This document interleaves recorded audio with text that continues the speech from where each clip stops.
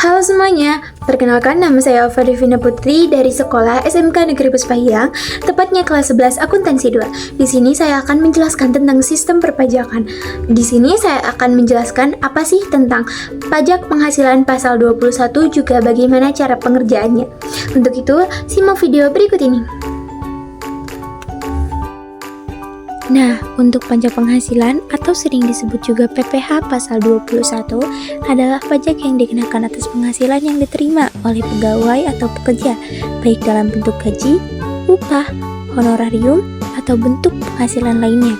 Pajak penghasilan pasal 21 ini dikenakan atas penghasilan yang diterima oleh pegawai tetap, pegawai tidak tetap, penerima pensiun, dan penerima honorarium. Objek PPh pasal 21 meliputi gaji, upah, honorarium, tunjangan, bonus, dan penghasilan lainnya yang diterima oleh pegawai atau pekerja. Untuk pemotongan PPh pasal 21 sendiri dilakukan oleh pemberi pajak atau perusahaan dan pemotong pajak dalam hal tertentu. Pengurangan PPh pasal 21 dilakukan dengan 4 macam. Yang pertama, ada penghasilan tidak kena pajak atau PTKP. PTKP ini adalah jumlah penghasilan yang tidak dikenakan pajak. Yang kedua, ada biaya jabatan. Biaya jabatan adalah biaya yang dilakukan untuk mengurangi penghasilan bruto dan menghitung penghasilan neto. Yang ketiga, ada iuran pensiun. Iuran pensiun dibayar oleh pegawai dapat dikurangi oleh penghasilan bruto. Yang terakhir, ada pengurangan lainnya. Terdapat pengurangan lainnya yang dapat dilakukan, seperti pengurangan untuk biaya pendidikan, biaya kesehatan, dan biaya lainnya. Agar pengertian yang telah saya sampaikan lebih jelas, di sini saya akan memberikan contoh soal mengenai PPh pasal 21 mengenai pejabat negara, PNS, dan TNI Polri. Contoh soalnya adalah Budiarto adalah seorang PNS golongan 3 garis miring B. Pada bulan Januari 2023, Budiarto menerima gaji pokok sebesar Rp3.200.000. Budiarto telah menikah dan belum memiliki anak. Dalam kurung K garis miring O. Tunjangan yang diterima Budiarto antara lain tunjangan kinerja sebesar Rp2 juta dan tunjangan istri sebesar 10%. Budiarto membayar iuran pensiun sebesar 4,75%.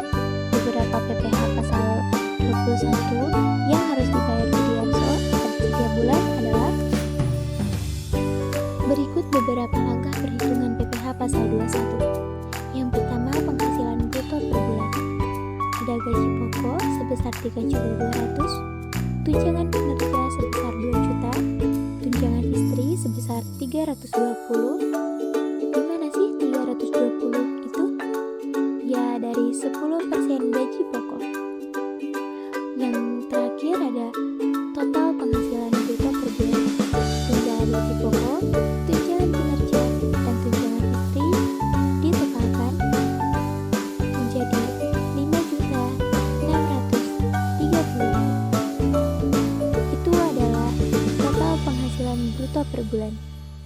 Yang kedua, pengurangan penghasilan.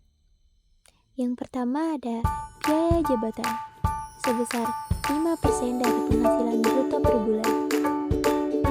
Berarti tinggal 5% dikali penghasilan bruto per bulan, yaitu Rp5.630.000. Jadi Rp281.500.000. Dan yang terakhir ada iuran pensiun sebesar 4,75% dari penghasilan bruto per bulan. Berarti tinggal 4,75 dikali Rp5.630.000. Jadi Rp267.425.000. Yang ketiga ada penghasilan neto per bulan.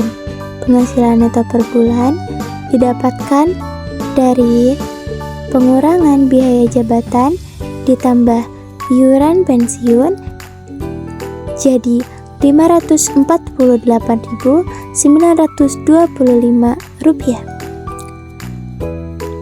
Untuk penghasilan neto per bulan sebesar 5.630.000 dikurangi 548.925. Jadi 5.081.075 rupiah.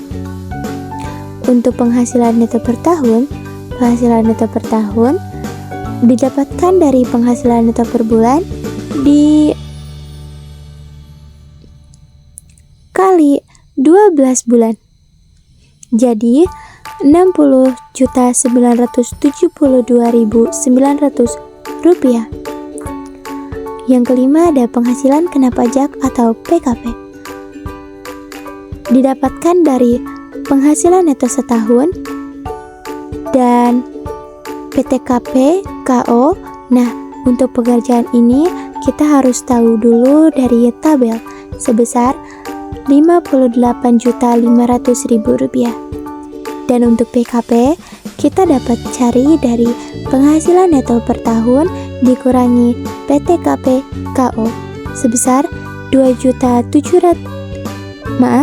2.472.900 rupiah. Dan yang terakhir ada PPh pasal 21 terutang.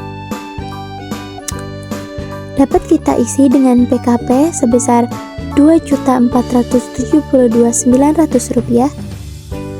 Dan untuk tarif pajaknya sebesar 5% sesuai dengan ketentuan pajak yang berlaku. PPh pasal 21 terutang per tahun dikali 5%, jadi 123.645 rupiah.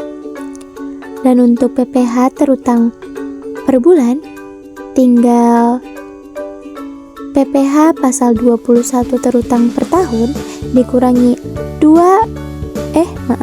dibagi 12 bulan. Jadi 10.303 rupiah 75 dibulatkan menjadi 10.304 rupiah. Dengan demikian, perhitungan PPh pasal 21 terutang per bulannya sebesar 10.304.000 rupiah. Terima kasih telah menonton video saya dari awal sampai akhir. Mudah-mudahan ada manfaatnya untuk kalian semua, dan mohon maaf bila ada kata prakata yang ternyata belum jelas untuk kalian semua. Cukup sekian dan terima kasih. Bye-bye.